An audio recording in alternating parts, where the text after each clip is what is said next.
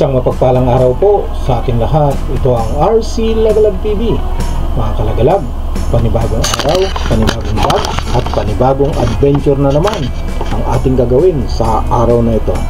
Mga kalagalag, kung bago ka pa lang sa aking channel, huwag mong kalimutan na mag-like, share, subscribe at pindutin mo na rin yung notification bell para lagi kang updated sa mga video kong i-upload. At ngayong araw mga kalagalag, tayo ay muling babalik sa Caranglan, Nueva Ecija. Ayan, so samahan niyo ako mga kalagalag sa aking pamamasyal sa umagang ito. At sisilipin na tuloy natin yung mga napinsala dyan ng bagyong Pipito. Dahil isa rin sa napinsala yan, yung Caranglan o yung sa parte ng Nueva Ecija, no? Yung pinakadulo ng Nueva Ecija yan mga kalagalag.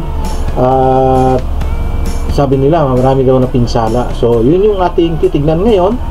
At samahan nyo ako sa pag-iikot natin sa umagang ito para masaksihan din natin kung ano yung mga kaganapan na nangyari sa Caranglan, Nueva Ecija. Kaya huwag kayong bibitiw mga kalagalag. Samahan nyo na ako sa aking pamamasyal sa umagang ito. Let's go!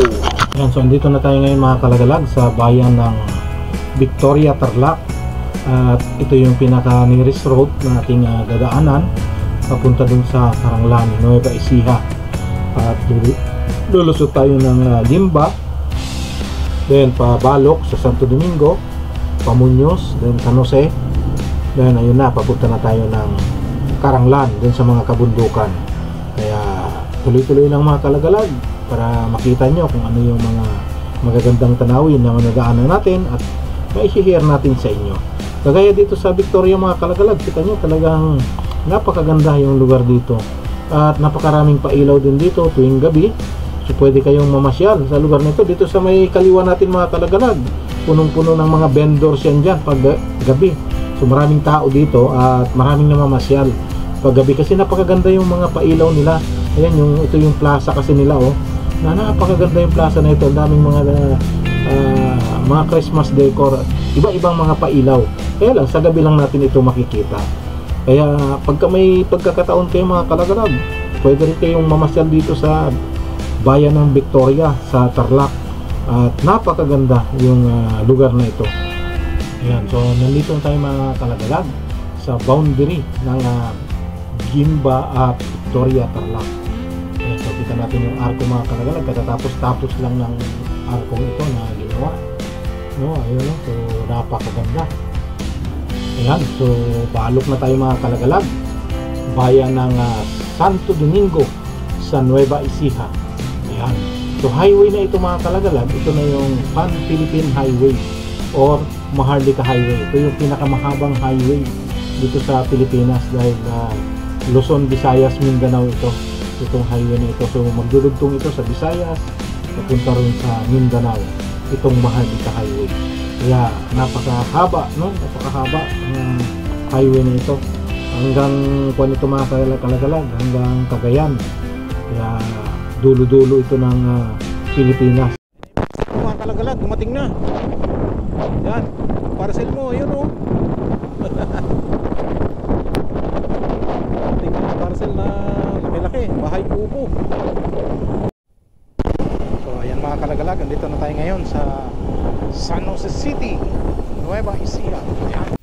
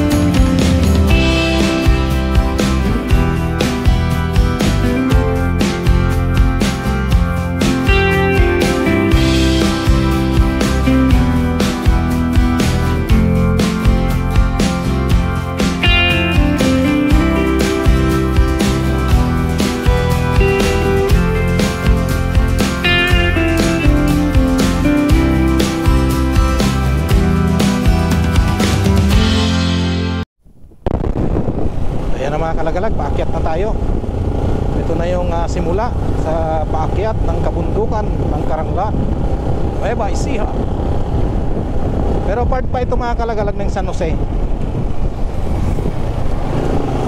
Part pa ng San Jose City ito. Ito yung last na barangay ng San Jose City.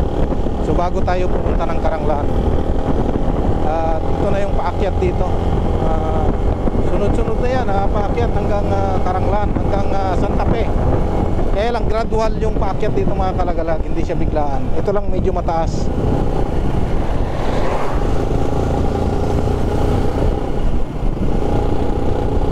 Yan. Tingnan natin yung bundukan dito mga kalagalag. Talagang napakaganda at kitang-kita natin ngayon, gawa ng napakalinaw yung kalangitan. Walang kaulap-ulap.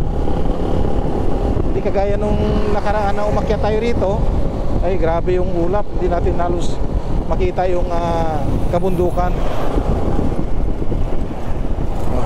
Delikado ito. Tapos matusok tayo niyan.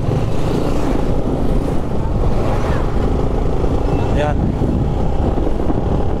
kita nyo mga kalagalag, napakaganda yung lugar ng Nueva Ecija. Kaya dinarayo talaga ito mga kalagalag. Matindi rin pala yung baha. So isa ito sa pinsala, no? Yung baha, no? Kinain yung mga bukid. Dati tinataniman na ng sibuyas yan, pero ngayon wala na. Baka naanod yung ibang tanim na sibuyas. Ayan. Ito ang nadali mga kalagalag, yung mga farmers, yung mga tanim nila na sibuyas. Yun, isa yan sa napakalaking pinsala, no, sa mga part ng farmers. Dahil ang sibuyas mga kalagalag, napakalaki ng puhunan. O isang lata yata ngayon, parang 3,000 yung isang lata na sibuyas. O pagka inutang pa yun, baka mga 5,000 yun pagka utang. Tapos yun lang, inaanod lang ng baha. So sayang. Kaya maraming nalugi ngayon sa sibuyas, yung mga nandito sa malapit sa ilog. Yan, so ito yung nire-repair dito na tulay mga kalagalag. Ayan, sa gilid ng bundok.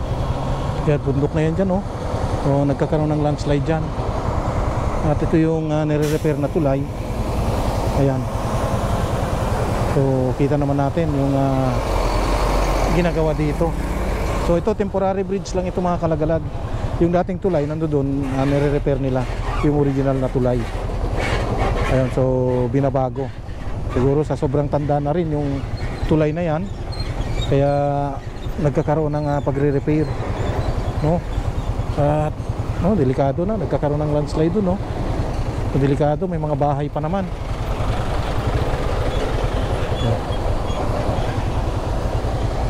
At yung ilog doon, at saka parang lumaki yung ilog dito mga kalagalag nung time nung may bagyo. Ayan, kung makita natin yung bakas. Pero yung bahay hindi naman naanod. So baka hindi rin gaano kalaki yung tubig dito.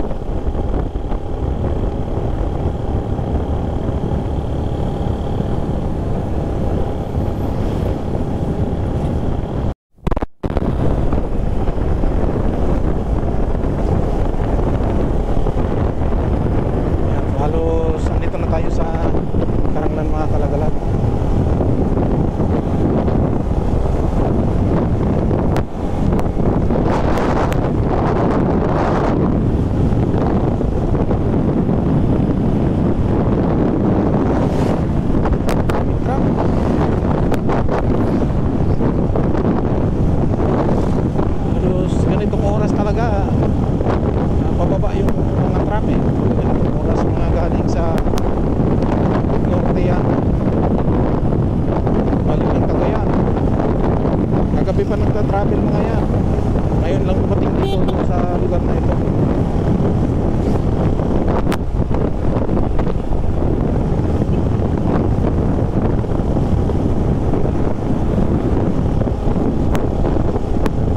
At silipin lang natin yung ilog dito, mga kalagalag ng Digdig, dahil maraming naapektuhan din sa lugar na ito. Buwan ng ilog yung mga ibang bahayan, pati resorts. May resorts dito na nakuha patangay ng tubig.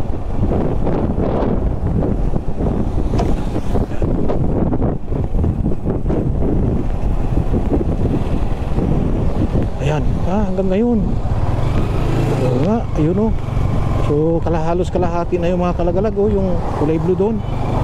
Ayan, malaki pa rin yung tubig. Ayan, kabilaan, malaki pa tubig. So nakita natin yung bakas ng tubig, oh, talagang mataas. Ayan, nalinis yung gilid niya. Dati madamo yan dyan eh. Talagang grabe rin ang pinsala. Yung bagyong Pipito. Pero yung hangin hindi masyado malakas dito.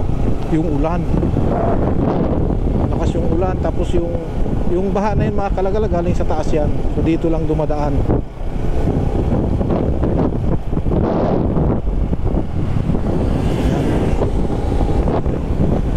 So wala namang masyadong pinsala pala.